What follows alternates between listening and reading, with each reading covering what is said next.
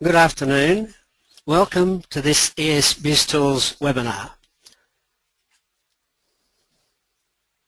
My name is Peter McDougall. I'm the Managing Director of the Leadership Academy, and we prepare leadership development modules for ESS BizTools. The webinars will last approximately 30 minutes, my presentation will, and there'll be 15 minutes for questions. You may send questions or make comments at any time, but I might not answer them until towards the end, because during the presentation what I say might actually cover your question. We're going to deal with these particular matters today. The importance of good leadership. It means different things to different people. We believe there are differences between leadership and management. We're going to focus on what leaders really need to do to be successful, and importantly, what team members expect of them. We're going to look at the basic attitudes and behaviours that leaders need, and we're going to have an overview of the ESS BizTools leadership development modules that are available from the BizTools website. Well, firstly, the vital importance of good leadership. I've underlined all aspects of human endeavour because in my experience in working with leaders not only in Australia but also in Indonesia, Thailand and Vietnam, that good leadership is vital irrespective of the size of the business or the culture of any particular country, or in fact the culture of organisations. But I suppose I've got to ask this question: is it a valid statement? Where, when is it unimportant? I can't think of a situation when leadership is unimportant. I guess the only time it might be is when an individual only is operating by themselves and there is nobody to lead.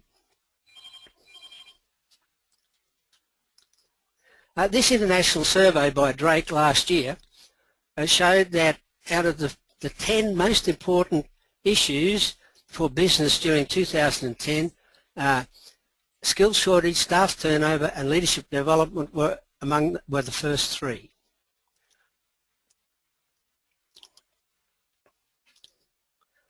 We're also going to look at whether it's still applicable. Is that survey still applicable? Well, in 2011 we have a two-speed economy in Australia. The two-speed economy fluctuates between the west and the east and from south to the north.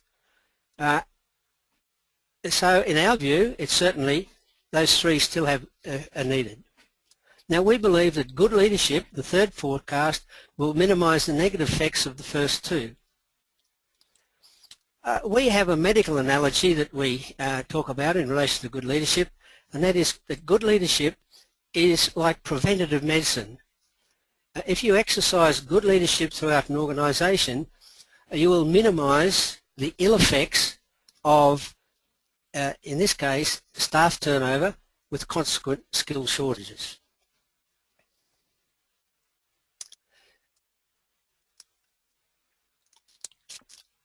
Leadership is one of the most used words in the English language, and in fact in many other languages as well. And we believe that it does mean things, it can mean different things to different people. For example, people in positions of power and authority, for example the people I've listed there, are automatically looked at as being leaders. Well, they have the power of the position and the authority vested in that position, but that doesn't necessarily mean to say that they are good leaders.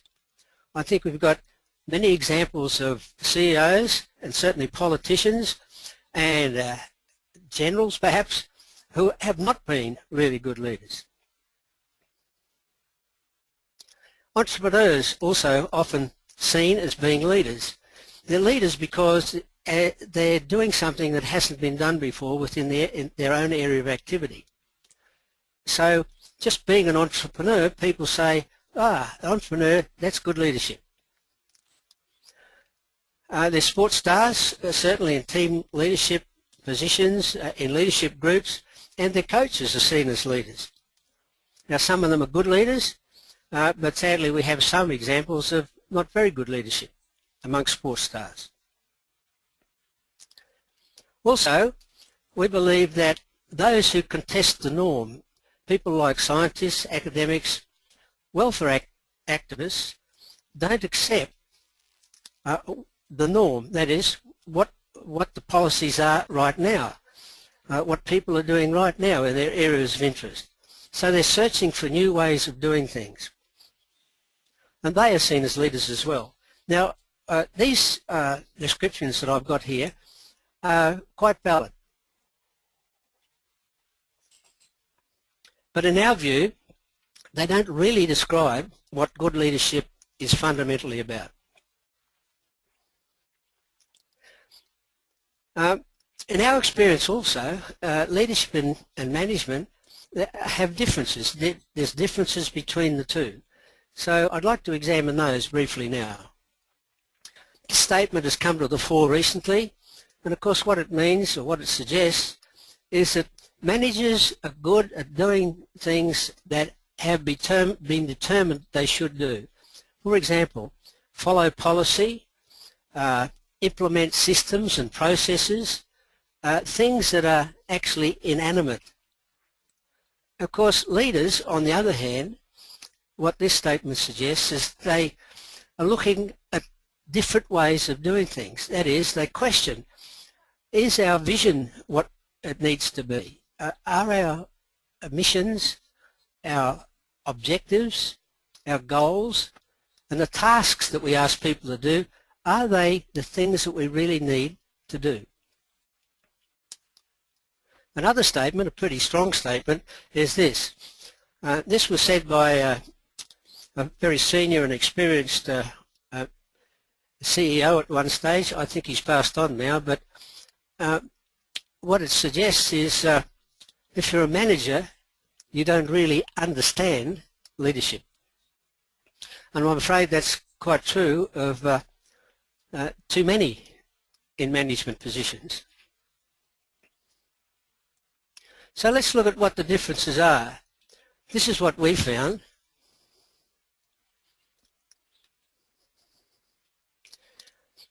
As I said before, managers focus on making sure that things like systems, processes and so on, procedures, inanimate things are being done right in the correct way. And it's quite valid that they should do that. And management is an important activity in any organisation. Leadership, on the other hand, is about people. It's about creating the environment which people, team members, work willingly together. And leaders don't work by themselves. They work with and through other people in their teams.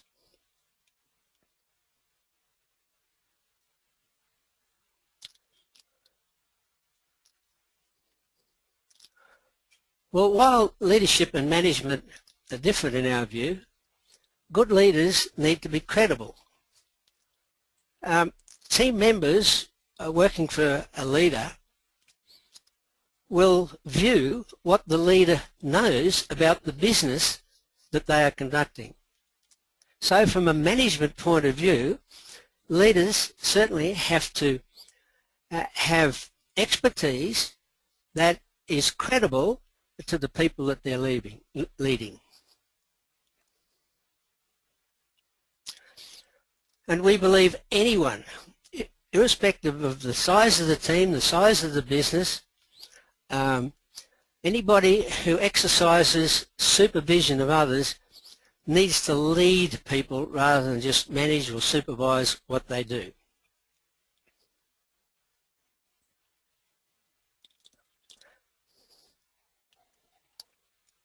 There are many, many theories about leadership. In fact, there are probably hundreds of books written about this particular subject. I've got, I think, 12 books about leadership on my bookshelves. All of them say something useful about this fascinating and sometimes quite difficult subject that we're discussing. But our experience has shown us that if something is complex, it's a good idea to find the most direct way that you can address that particular subject.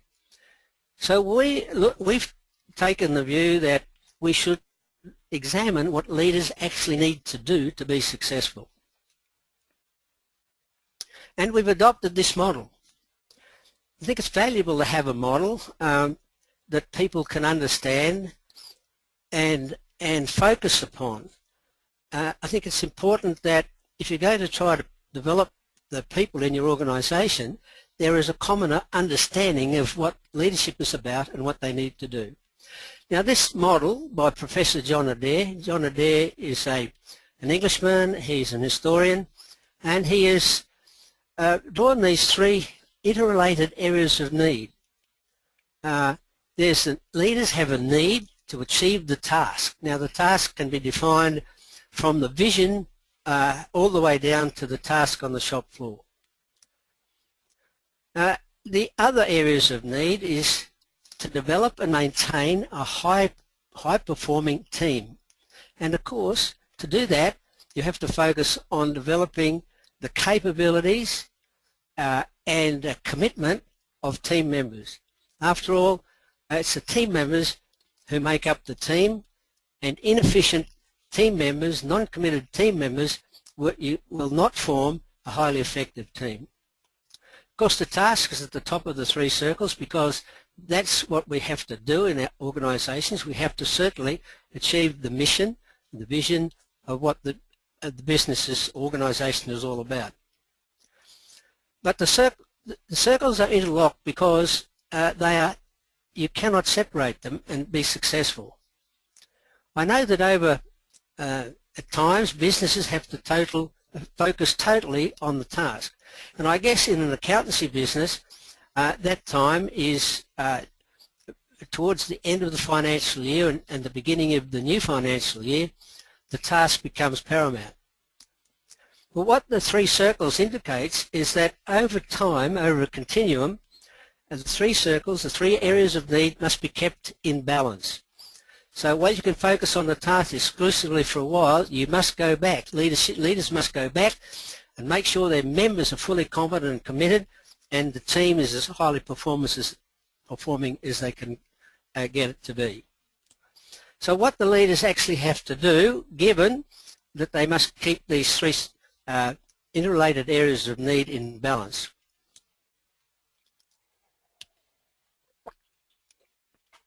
Anybody who's studied management at all will see that defining the task, planning, organising, communicating, controlling and evaluating are also management functions.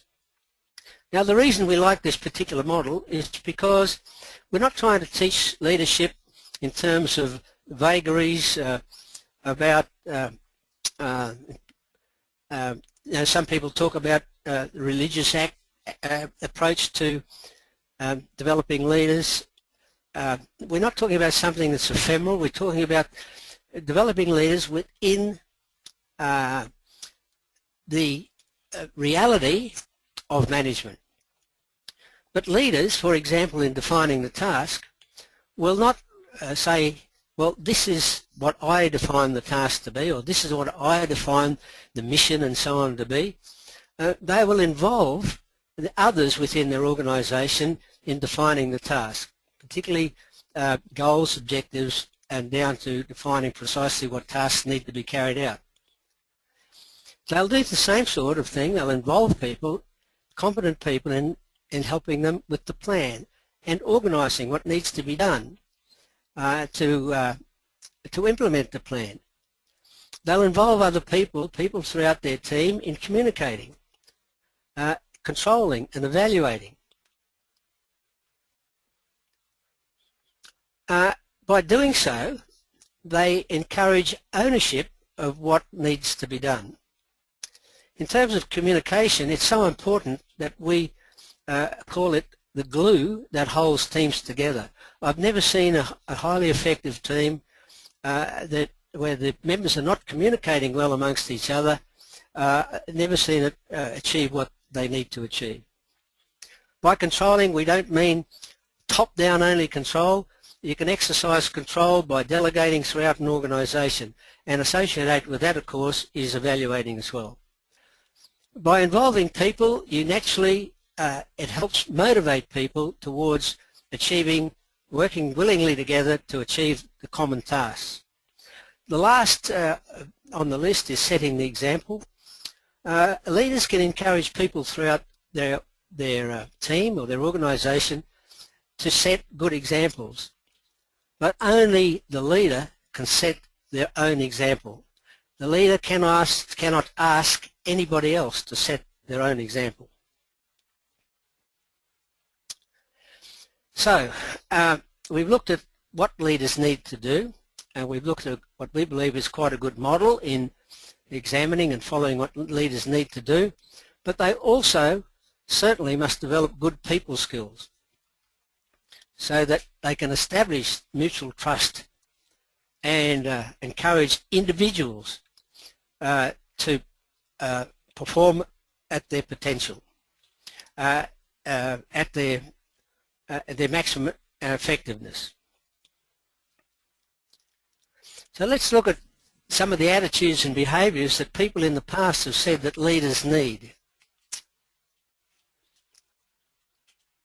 But firstly, there's a couple of statements here that I want to show you about the change in thinking about leadership from the past. No longer does the omnipotent or omnipresent boss achieve it all by him or herself. This is an interesting statement which is now very relevant.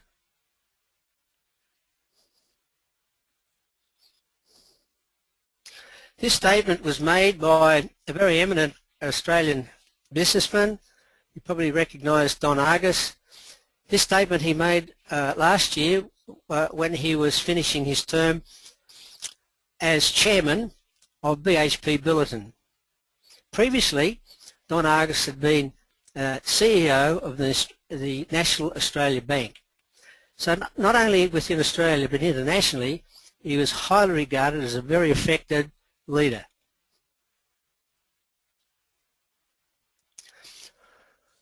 So what the team members look for in their leaders, these points I'm going to bring up here now, 10 of them, are what we call the clues. These are the clues to whether a leader or how good a leader is. Reason and purpose, feedback, open and honestly discuss issues, recognition, an interest in members other than work activities. I guess that I don't mean by interfering with what people do other than at work, but just keeping an eye on what the team member is doing in other than work. They might take an interest in the family, birthdays, sport, study that the person is doing, just to show their interest.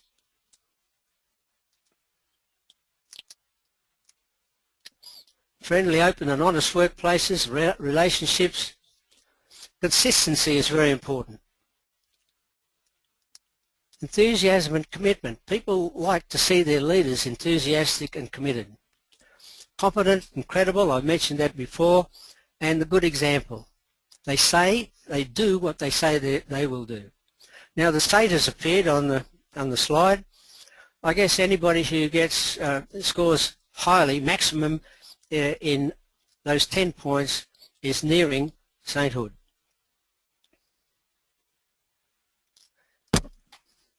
Now, previously, leadership was studied basically by examining leader qualities and characteristics. Well, here are some of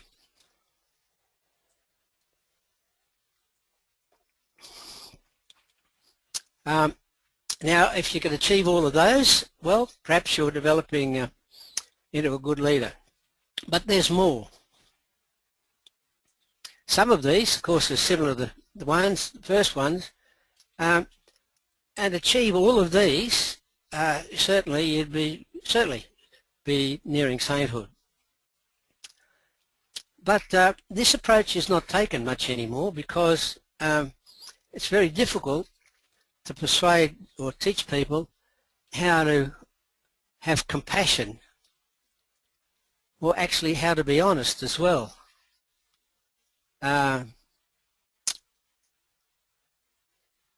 It's also difficult to get them to accept some of this advice. However, we believe that basic people skills are certainly absolutely vital in developing good leadership. Now here's what we consider to be some basic considerations. People will expect you to do your best. They don't expect you to be perfect. This is a pretty fundamental statement that I was taught years ago when I was a young infantryman in an infantry battalion, and I was being promoted to corporal. I was advised to be fair, firm and friendly, but to avoid being familiar. This is applicable, I think, at all levels of leadership. It's very important to be fair with people, despite the myriad differences there are between people. Leaders have to be firm from time to time. In fact, often have to be quite firm. They should be friendly. They mightn't naturally like to be friendly with some people, but they should at least show that they are open and willing to discuss issues. Avoiding being familiar was important for a young man, because for these reasons you had to gain respect of your team members, and being too familiar with individuals can breed contempt, not necessarily in that individual, but with other people in the team.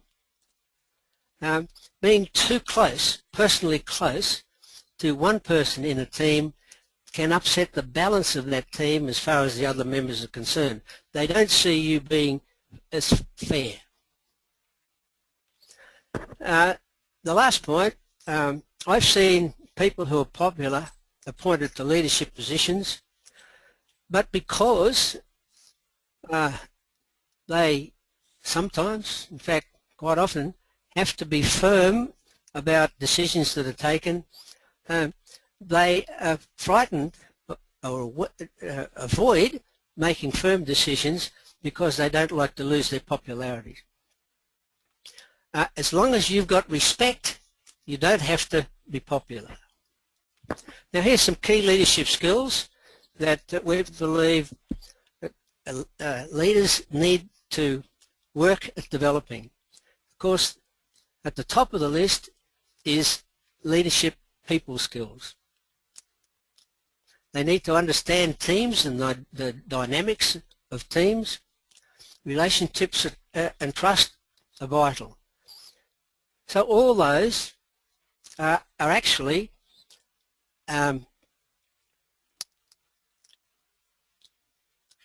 leadership development modules that are available through ESS BizTools. The one that isn't is dealing with conflict. There's another one too, giving and getting feedback, but that is included in some aspects in both delegating and coaching and counselling. We haven't included dealing with conflict at this stage because, as I've mentioned before, we look upon good leadership as preventative medicine. Dealing with conflict, you address what happens if you are not being as good as leader as you can be, and conflict between people and about issues arises. Still necessary, but we we don't believe it's the first consideration. A couple of points about setting an example. This is one of the most important aspects of leadership. This statement I overheard at a management seminar, and of course what it means is not what you say that people will follow, it's what they see you doing. This is another statement, and it's an old African proverb. It's a bit more obtuse, but it means the same thing. What you are doing, prevents me from hearing what you want me to do. This is perhaps the most profound, and of course it was stated by a man who has been accepted as probably one of the most influential leaders in the world, Mahatma Gandhi. Mahatma Gandhi actually lived what he said was important. That is, he lived like he wanted Indian people to live, not be dominated, controlled by the British Empire. Okay, here's some things that perhaps people aspiring to be leaders need to do. Leadership is not easy. You have to make a commitment. It's a long-term thing that you need to be able to commit to. Identify your needs. Study is important. Volunteer to lead projects and so on in your workplace. Seek valuation from people. Have a look at what's good and bad. Take up what's good, of course. Coach others, because that's one of the primary functions of a leader in developing the individuals in their team. The bottom one, you never stop learning. I've certainly learnt that over the years, and I am still learning. I've often had managers come up to me and say, Peter, I'd like you to take so-and-so and so-and-so and give them some leadership training. Take them away for a couple, 2 or 3 days and teach them about leadership. I've then said, well, would you come as well to set an example? And often people will say to me, well, no, I don't need to be there because I've done all this and this is my job. I've been doing it for a while. I understand it. That indicates to me that they probably don't.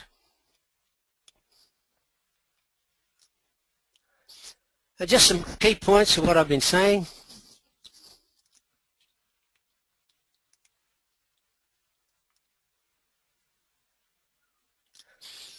I think it was proven through the depression that we've just gone through that good leaders were vital to the early and rapid recovery of businesses and other organisations. The bottom line is develop your own, grow your own. Grow your own is a term used by Professor Adair, and it's very relevant to small and medium-sized enterprises. Very small businesses, even medium-sized businesses, have difficulty letting people attend courses of maybe 2, 3, maybe in 4 days. It's very difficult to take people away from their work. But given the modules that you can get from ESS Biz Tools, you can actually, in your own time, in your own business, looking at your own issues, you can grow your own. So now, here's the development modules that are available from ESS Biz Tools. You notice the times. The times are only for a maximum of 50 minutes, down to 30 in some. They're designed so that you can conduct them in your workplace at a convenient time, perhaps over a lunch break or learning period sometime during the day. In all of them, there are 2 aspects to them.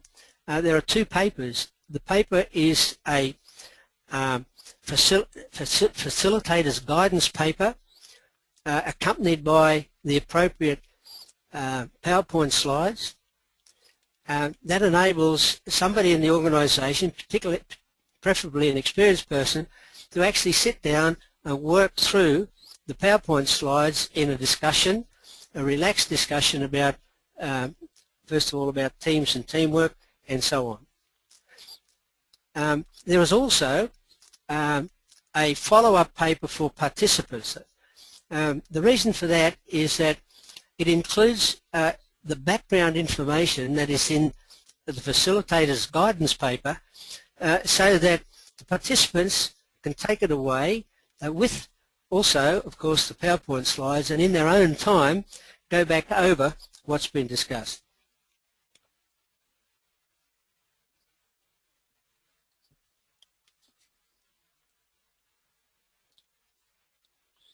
Okay, are there any questions and comments? None yet.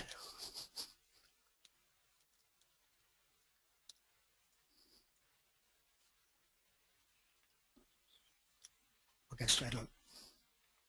Okay. Well, thanks for participating. If there are any further questions or comments that you think about later, they'd be welcome. And you could, I think, perhaps email them to me directly at my address there. Now, the modules are available from ESBIS Tools, as we've mentioned. We'll end this webinar by showing you where to access them. And included, of course, what you'll be able to see, you'll be able to get a preview of the executive summaries of each of the modules. Now, the pre-facilitation leadership survey is available as well, as is the problem-solving and decision-making module, and they are complementary. By the way, the pre-facilitation leadership survey is a useful instrument for establishing the situation in terms of leadership within an organisation, as it is now, and then as a benchmark, as a measure for further development.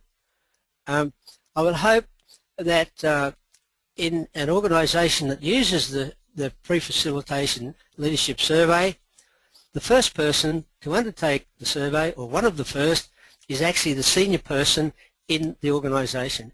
That would be setting a good example. Now, you receive, as it says here, you receive